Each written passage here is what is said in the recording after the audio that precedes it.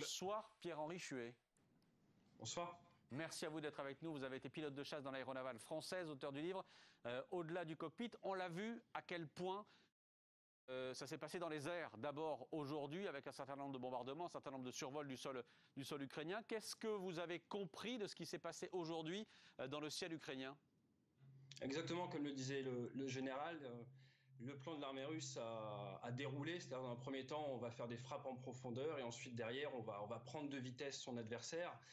Les opérationnels, on va dire, les personnes qui ont un petit peu d'expérience dans l'aérien comme moi se disaient que va-t-il se passer au niveau des défenses aériennes ukrainiennes, qui sont quand même très nombreuses, de technologie russe, et elles ont été balayées très rapidement. Alors il y a eu quand même apparemment certains avions russes abattus, mais de manière générale, on a vu que la bataille aérienne s'est passée à très basse altitude, d'une partie à cause de la météo et au niveau des images qu'on fuitait sur les réseaux sociaux. On a pu voir des MiG-29 se balader sous la couche de nuages qui était assez bas, essayer de se faufiler presque entre les arbres. Donc on a vu sur cette première journée des combats aériens, des attaques à la roquette face à des hélicoptères abattus tirés par des systèmes solaires, mais le tout à très très basse altitude, ce qui est comme quelque chose d'assez rare, j'ai envie de dire, quelque chose d'assez impressionnant.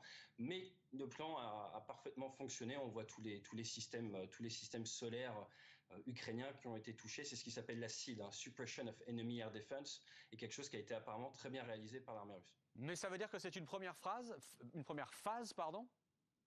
Alors c'est une phase nécessaire. Toute opération militaire de nos jours nécessite la supériorité aérienne.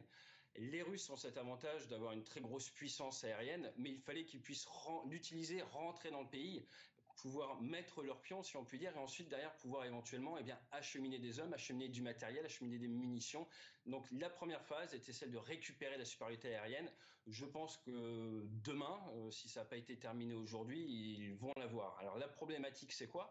C'est qu'effectivement, il y a de nombreux systèmes solaires qui ont été livrés, des systèmes solaires portables, ce qu'on appelle des manpads, mais il faut savoir que leur portée, elle est limitée. Vous ne pouvez pas tirer sur un avion à 7 ou 8 000 mètres d'altitude avec ce genre d'armement.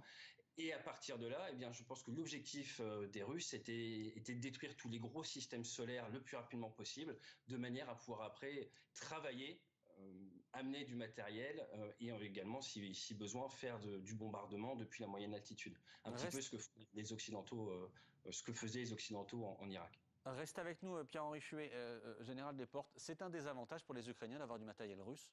C'est un désavantage. Oui. Alors, écoutez, probablement d'abord, parce que les Russes les connaissent parfaitement, ils peuvent les piéger, ils connaissent leur portée. Quand on connaît bien son ennemi, on a quand même plus de chances de pouvoir remporter la bataille. Donc, n'ayant pas fait l'école de guerre, c'est ce que je me disais, mais bon. C'est probablement un désavantage. Et d'autre part, nous allons leur donner du matériel qui sera forcément différent parce qu'il sera occidental. Et on sait que les problèmes d'interopérabilité des armements a toujours été un problème. Pour rebondir un tout petit peu sur ce qui a été dit, je remarque que c'est exactement ce que nous avons fait nous aussi en Libye en 2011. C'est-à-dire que la bataille en Libye, elle a commencé avec des Américains d'ailleurs, par la suppression des armes anti-aériennes de M. Kadhafi. Donc on était dans une première phase obligée. Effectivement, il ne peut pas y avoir de bataille au sol s'il n'y a pas d'abord éradication des armes anti-aériennes. Ce soir, Pierre-Henri Chuet, ça a l'air plutôt calme, en tout cas c'est ce que nous donne un certain nombre d'observateurs locaux en Ukraine. On sera à Kiev d'ailleurs dans un instant, on va essayer d'établir les liaisons avec Kiev. Ça a l'air plutôt calme. Qu'est-ce qui peut se passer maintenant, j'allais dire, vu de votre expérience, combien de temps est-ce que ça peut prendre pour que justement on passe à la phase suivante de l'opération russe? Alors les phases, effectivement, se succèdent, mais ce qui fait le nerf de la guerre, c'est le renseignement.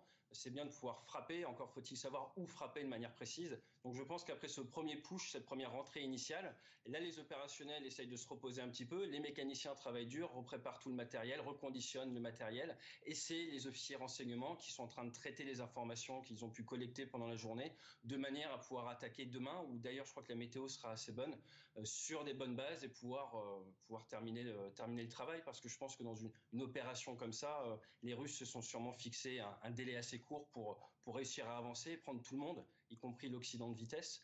Et je pense qu'ils vont avoir besoin d'une deuxième, maximum une troisième journée pour finir vraiment d'avancer leurs pions. Ce qu'ils doivent redouter, c'est qu'en face, ça s'organise, s'enliser un petit peu. Donc il va falloir être très précis avant que les Ukrainiens aient une chance de s'organiser. Merci à vous, merci Pierre-Henri Chuet d'avoir été avec nous, de nous avoir donné ces éléments de tactique, parce qu'on est dans une guerre aussi tactique pour Vladimir Poutine. Vous vouliez réagir, Ulysse Gosset? Oui, parce que le président Zelensky a publié une vidéo ce soir